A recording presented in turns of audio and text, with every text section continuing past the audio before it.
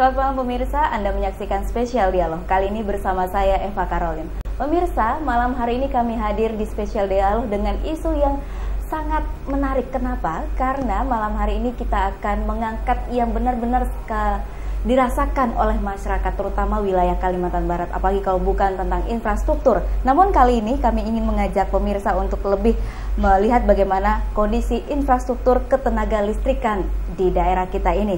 Dan malam hari ini Spesial Dialog pastinya akan menghadirkan narasumber yang kompeten untuk berdiskusi tentang tema kita malam hari ini. Dan bersama saya di studio sudah hadir 3 orang narasumber yang akan bersama mendiskusikannya. Mari kita kenalan langsung dengan tamu saya malam hari ini. Selamat malam Bapak-Bapak. Malam Bapak. Apa kabarnya nih? Luar biasa. Berwarna kita malam hari ini ya. Baik, bersama kita pemirsa sudah hadir yang juga pastinya sudah tidak asing dengan warga atau masyarakat Kalimantan Barat. Ada Bapak Insinyur Gabriel Mikael Jeno MM. Selamat malam Bapak. Selamat malam Eva. Saya baru tahu nih Pak, G-nya ternyata Gabriel. Gabriel. Iya. Bukan George ya? Bukan George ya Pak ya. Oke. Bapak Mikael Jeno ini adalah Ketua Badan Riset BP Pemilu PDIP Kalimantan Barat dan juga adalah Bendahara Dewan Adat Dayak. Dan hari ini beliau tidak hanya sendiri ya Pak, Bapak ditemani juga oleh 2 orang narasumber kita. Iya Pak. Dan di samping Pak Mikael Jeno ada Insinyur Wahyu Mulyana MA. Selamat malam Pak Wahyu. Bu. Apa kabarnya malam hari ini? Baik. Baik, Pak Wahyu ini adalah Managing Director Urban and Regional Development Institute atau URDI, kemudian juga adalah seorang peneliti dan tenaga ahli dalam pembangunan kota dan daerah. Betul ya Pak ya? Ya. Lengkap saya menyebutkannya. Baik. Bersama kita juga sudah hadir Bapak Managam Raja Guguk STMT. Selamat malam Pak Managam. Malam, apa kabarnya malam hari ini?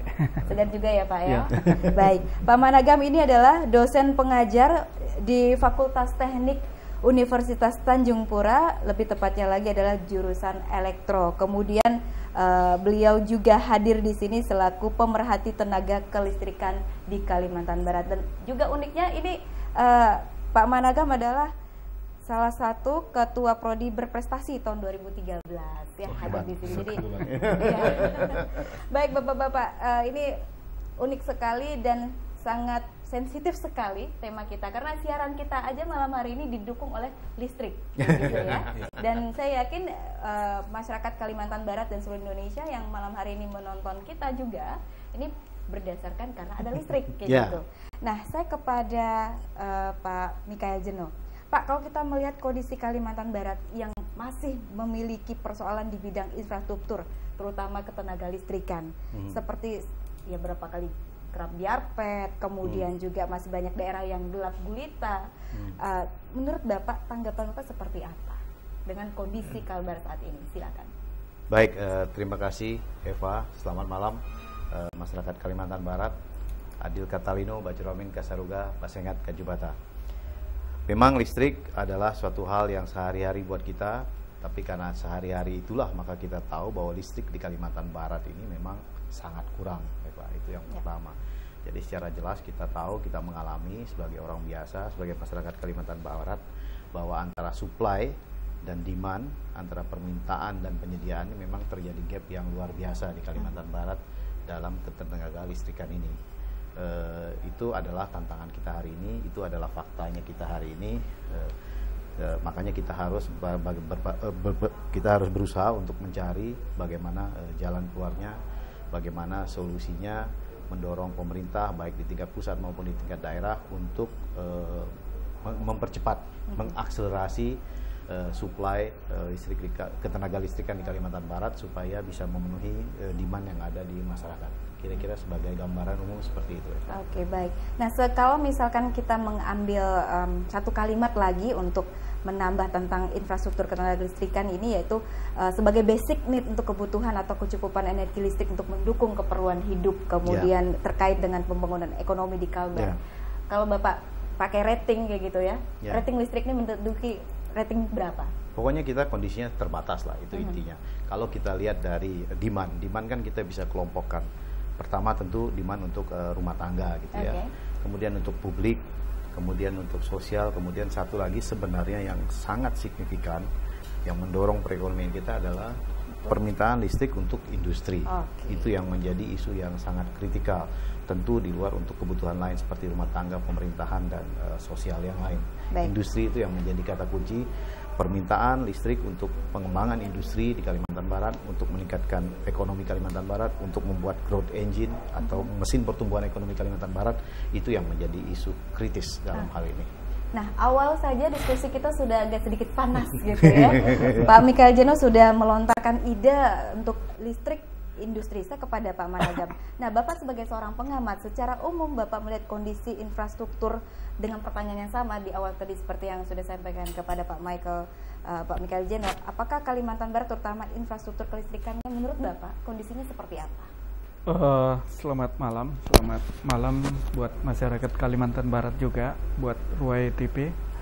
Berbicara mengenai kelistrikan, kita sebenarnya tadi yang dibilang Bu Epa itu sudah sangat betul. Jadi kelistrikan itu sebenarnya adalah kebutuhan dasar. Jadi kebutuhan dasar, tanpa listrik itu yang namanya peningkatan ekonomi, yang namanya peningkatan kecerdasan pendidikan itu sulit untuk dicapai. Nah, berbicara dengan lingkup Kalimantan Barat, kita melihat data-data yang ada, sebenarnya Kalimantan Barat masih merupakan daerah yang pemenuhan kebutuhan listriknya masih rendah. Itu bisa kita lihat dari rasio elektrifikasi. Jadi rasio elektrifikasi itu adalah banyaknya penduduk atau rumah tangga yang sudah menikmati atau terlistriki. Nah, kita dari data itu kita lihat data elektrifikasi Kalimantan Barat itu masih sekitar 65%. Itu dari PLN. Dan kalau ditambah non PLN itu sekitar 71%.